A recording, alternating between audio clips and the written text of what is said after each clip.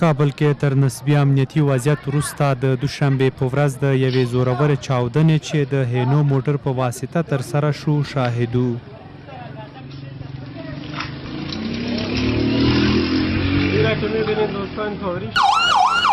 برید ظاهراً په داسې یوه سیمه کې شوی چې د خلکو کورونه، دوکانونه او رش پکې ډیرو او خلک هم کاروبار ته راوتلي وو. تر موټر بم برید وروسته 15 تنه وسلوال د ګلبهار په نوم ټاور ته داخلیږي او له امنیتي ځواکونو سره نښته پیلوي چې د ساعتونو لپاره یې عام خلک په کورونو، دکانونو او نورو ځایونو کې کلابند ساتلي وو.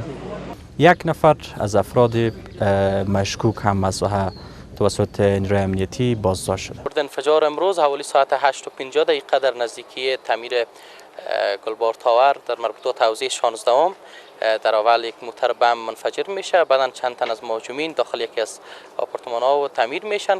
د دې برید مرګ ژوبله خورا ډیره لوړه ښودل کیږي او ویل کیږي چې په برید کې له 10 تنو زیات کسان وژل شوي او تر 100 زیات ټپیان دي.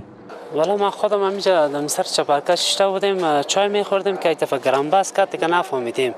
از خود سر چپرکت خود زیر انداختیم و بعدا دیدیم که کلوج خاک رفته و اومدیم سعی کردیم که شیشه کلوج ریخته و تمام وسایل ما برهم خورده. شدت بم اونقدر زیاد بود که تمام ساحه و حتی همسایه ما را، شیشه های خانه ما را میده کرد.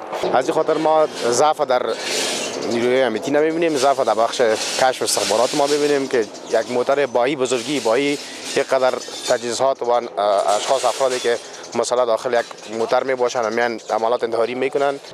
خو عامه روغتیا وزارت وایي چې په برید کې د وژل شویو کسانو شمیر کم دی، خو ټپیان چې ښځې او ماشومان هم پکې شامل دي تر 100 ډیر دي. په دې سیمه کې د ملي بسونو د تصدي کارکوونکو او د فوټبال فدراسیون لوبغاړي هم ټپیان شوي دي. دوی وایي د خراب وضعیت له امله یې یوازې څو ټپیان روغتون ته انتقال کړي.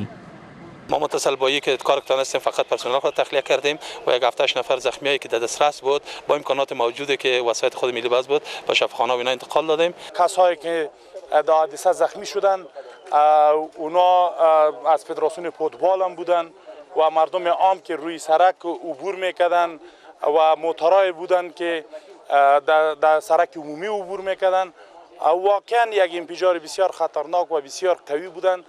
د دې سیمې اوسیدونکي او دکانداران وایي د چاودنې د شدت له امله د کورونو او دکانونو ټولې ښیښې ماتې شوي دي. په کورونو کې ښځې او ماشومان ټپیان شوي او د څو ساعتونو لپاره د جګړې د دوام له امله ټپیان په کورونو کې بند پاتې وو. فقط زه دغه چارې ملي بس ته نږدې وم چې دلته یو غټ انفجار شو. ما سره موټر و، زه په دې سایې ته داخل شوم. چې داخل شوم چې ګورم ډېرې دوړې خاورې وې او زخمیان الوېدلي وو.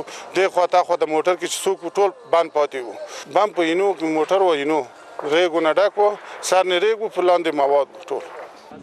وسلوالو طالبانو د دې برید مسؤلیت پر غاړه اخیستی او ویلي دي چې برید د دفاع وزارت په لوژستیکي او انجینرۍ مرکز کړی چې پکې ګڼو سرتیرو ته یې مرګ ژوبله اړولې ده.